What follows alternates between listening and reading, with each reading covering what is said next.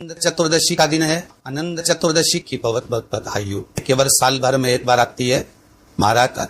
जब अनंत चतुर्दशी के दिन गणेश जी उठे तो ये तुम्हारा भाव है कि तुम इनको दिल से विदा भी अच्छे से करना।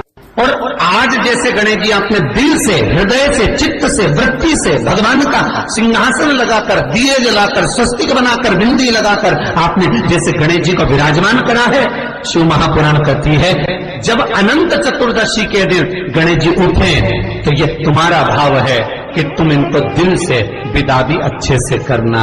उठाया, पानी में फेंक रहे हो, ऊपर पुल से नीचे डाल रहे हो, कहीं निशाना मारकर फेंक रहे हो, ये गणेश जी का भाव नहीं होना चाहिए। गणेश जी को जल में विसर्जन किया तो आपके मन में एक प्रश्न तो खड़ा होगा, आया तो होगा कि गणेश जी के 10 दिन तक बिठाओ, नित्य पूजन करो, ने पाठ करो, ने अर्चना करो, ने 10वें दिन इनके विसर्जन कर दो और वो भी पानी में कर दो।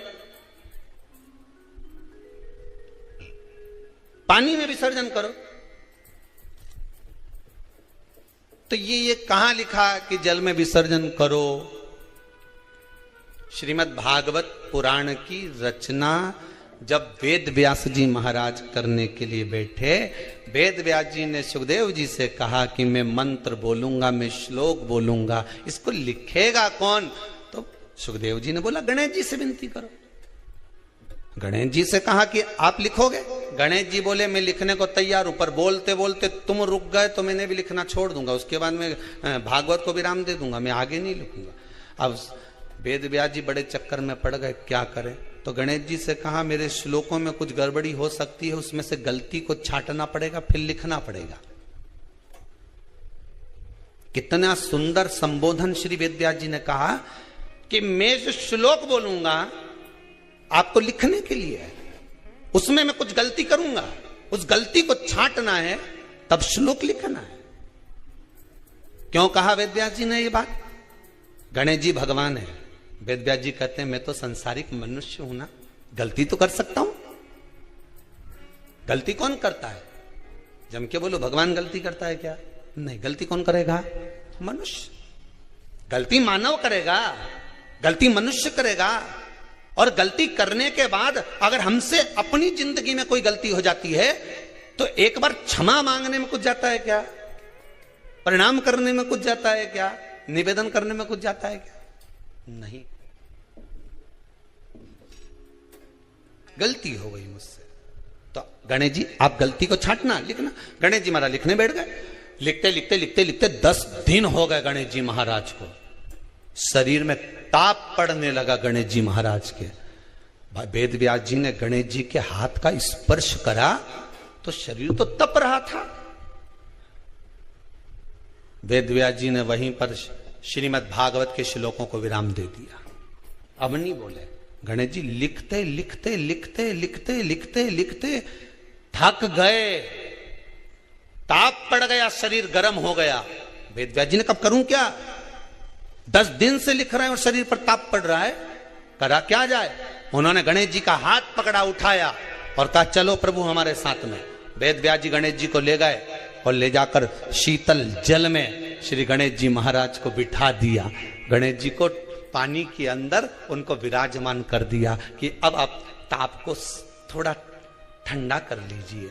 शीतल जल में बिठाया। उस दिन से नियम हो गया कि 10 दिन गणेश जी बैठते हैं और फिर उनका विसर्जन होता है पानी के अंदर, जल के अंदर।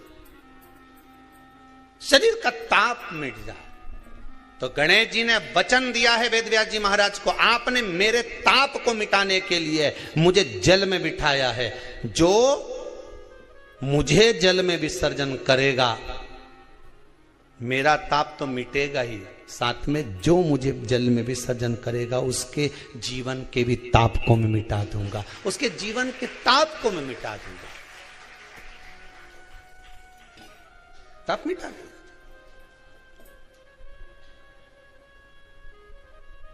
पर करो गणेश जी का विसर्जन, मना नहीं है वो, पर अच्छे से करो रे हो। अब मैं छोरा छोरियों तो निशाना लगा है, वो हमारा गणेश जी जई रिया, और महाराज सबसे आगे पहुंचा तो इधर वाला ने इधर से फेंका, हो गया। ये हमारे धर्म की हंसी उड़ा रहे हैं, ये हमारे धर्म की हंसी है। को बचाने का प्रयास एक हिंदू ही कर सकता है। गणेश जी घर में बिठाओ, बिठाते हो सब लोग? जम के बोलो, ठीक है। फिर गणेश जी का विसर्जन भी करते हो, पर जहां गणेश जी बिठाओ, गणेश जी के आसपास में कम से कम एक हल्दी की और एक कुंकू की 2 बिंदी अवश्य लगाना चाहिए, रिद्धि और सिद्धि के भाव से। कारण क्या होता है कि जब हम गणेश जी का विसर्जन करते हैं तब हमारे घर में से रिद्धि सिद्धि नहीं जाना चाहिए। जब हम गणेश जी का विसर्जन करें तो वो जो 2 बिंदी हमने हल्दी और कुंकू की लगाई है वो रिद्धि सिद्धि के रूप में हमारे घर में रहना चाहिए। कि बहू हमारे घर में, बेटा भले कहीं पर भी जाए घूम फिर कर वापिस आएगा, बेटा भले जाए फिर आ जाएगा, कोई कार्य से गया होगा, कोई कारण से गया होगा। तो गणेश जी बिठाने वालों को ये स्मरण होना चाहिए कि गणेश जी का विसर्जन हो पर रिद्धि सिद्धि का विसर्जन।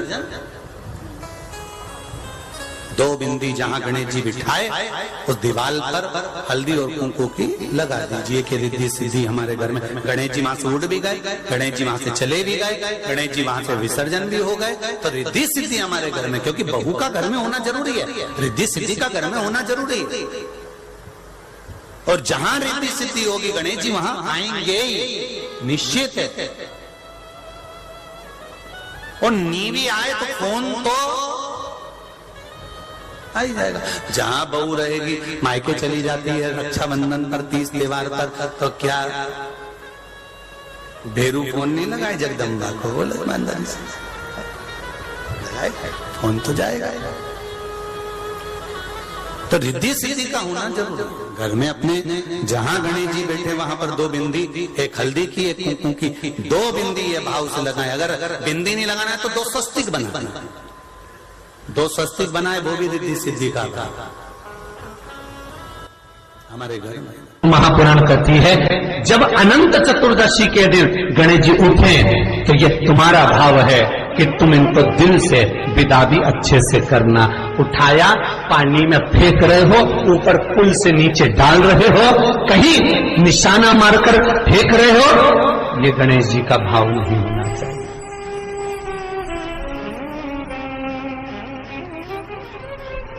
मैंने दिल्ली की दशा देखी है। एक बार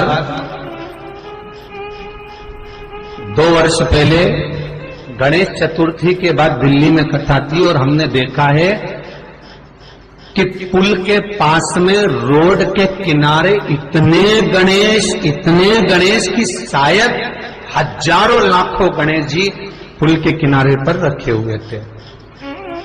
रोड के किनारे पर लोग वहां से चप्पल पहनकर जा रहे थे, गाड़ी लेकर जा रहे थे, सब चले जा रहे, गणेश जी, ढेर सारे गणेश जी। और फिर गुप्ता परिवार हमको लेने के लिए आया था उस समय पर स्टेशन पर। हमने गुप्ता जी से कहा जरा गाड़ी को रोकिए, आगे नगर निगम की गाड़ी खड़ी हुई थी, उसमें सारे गणेश जी को कचरे की गाड़ी में भरा जा रहा था।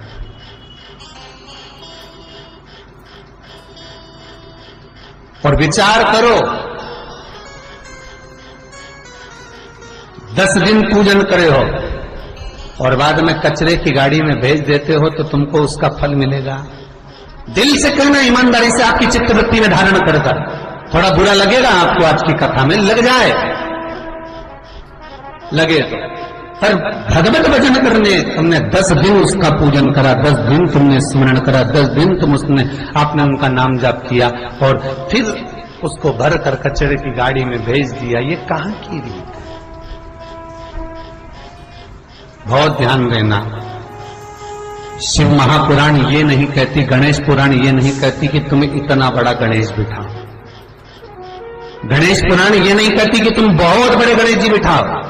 गणेश पुराण ये नहीं कहती कि तुम बहुत विशालतम गणेश जी का निर्माण कर कर उसको विराजमान करो। गणेश पुराण, शिव महापुराण ये नहीं कहती कि तुम इतने बड़े भी गणेश जी जो तुम्हारे पास में रखने की जगह ना हो, विसर्जन की जगह ना हो, तो ऐसे गणेश को घर में ना बिठाएं। शिव महापुराण तो यहां तक कहती है, गणेश पुराण तो यहां तक कहती है कि एक गोल सुपारी के लिए अगर गणेश जी बनाकर तुमने पूजन कर कर उसको भी जलाशय में विसर्जन कर दिया, नहीं कर सकते। किसी पेड़ के नीचे खड्डा खोद कर उसको रख कर उस पर पानी डाल दिया, वो भी विसर्जन माना जाएगा। पर रोड के किनारे पर रखकर उसका अपमान करो, ये शास्त्र नहीं कहता, ये वेद और पुराण नहीं कहते।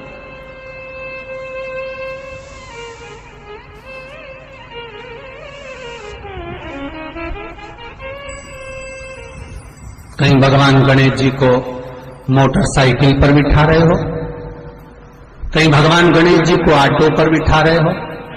उनकी मूर्ति बनाने वाला मूर्ति बनाता है तो कहीं ऑटो पर बना रहा है, कहीं मोटरसाइकिल पर बना रहा है, कहीं भगवान गणेश जी बुलेट चला रहे हैं। ये भगवान का अपमान है, ये भगवान का अपमान। अरे कितनी विशेष बात, कितनी विशेष बात शिव महापुराण के कुमार खंड में लिख दी श्री वेदव्यास जी ने। शिव महापुराण के कुमार खंड में श्री वेदव्यास जी लिखते हैं, वेदव्यास जी वर्णन करते हैं कि जिसके घर में भगवान गणेश की नृत्य की मूर्ति लगी रहती है, उस घर में जितने भी परिवार के लोग रहते हैं वो कहीं ना कहीं 24 घंटे काम में लगे रहते हैं, पर उनको शांति रत्ती भर की नहीं मिलती है। यहां तक का व्याख्यान शिव महापुराण करती है महाराज।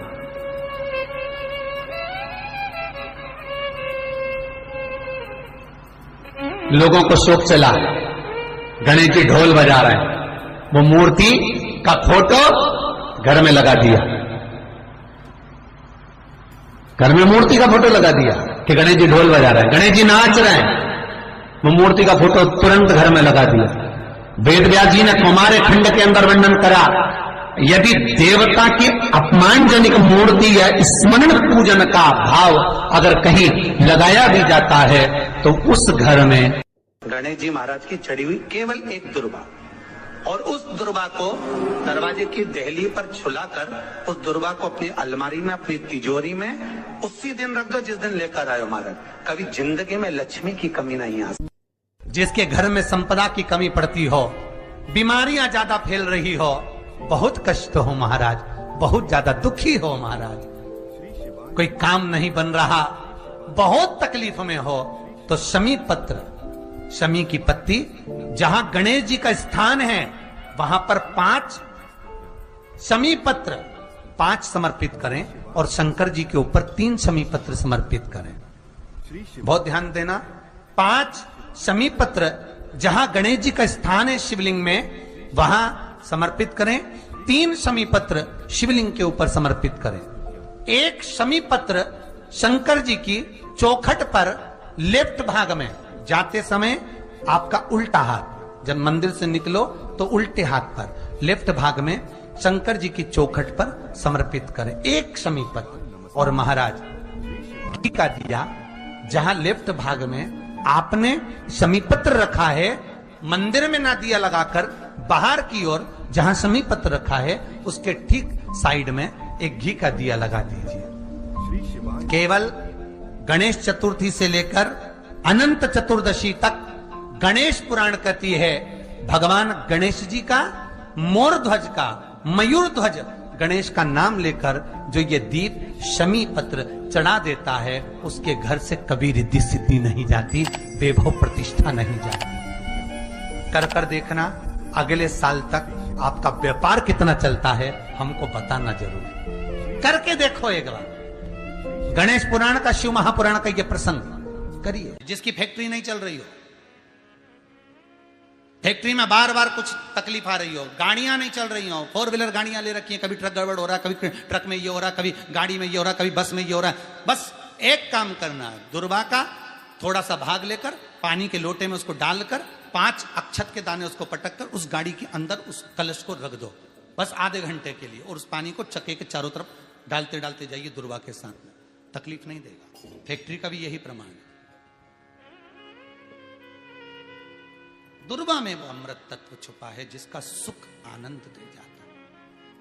दुर्वा का क्रम ऐसा है कि हम भगवान को दुर्वा क्यों देते हैं, उसका कारण यह है कि मान लो हे परमात्मा, हे शंभु, हे गणेश, हे प्रभु नारायण, अगर मान लो मेरा एक रास्ता चलते चलते गांठ पड़ जाए, एक रास्ता मेरा बंद हो जाए, तो वहां से मेरे दूसरे रास्ते खोल देना। इसलिए दुर्वा भगवान को समर्पित करी जाती है। दुर्वा को समर्पित करने का क्रम ही यही है कि मेरे मार्ग खुल जाए, मेरी राह खुल जाए, मेरा मार्ग चारों तरफ खुलता चले। अमृत है ये, इसलिए नष्ट नहीं होती।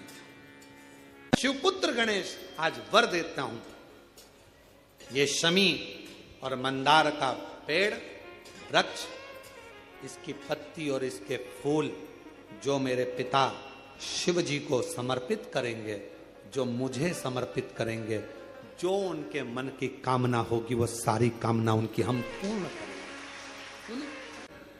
गणेश जी महाराज ने कहा देवता स्वीकार करें चाहे नहीं करें, मेरे भगवान शंकर और मैं मंदार के पुष्प को और शमी के पत्र को स्वीकार करेंगे। जो मनुष्य शमी के पत्र से हम दोनों की आराधना करेगा, मेरे पिता शिव जी की और मेरी आराधना करेगा, भूलवश भी शमी के वृक्ष का दर्शन बुधवार के दिन उस देह में हो जाएगा।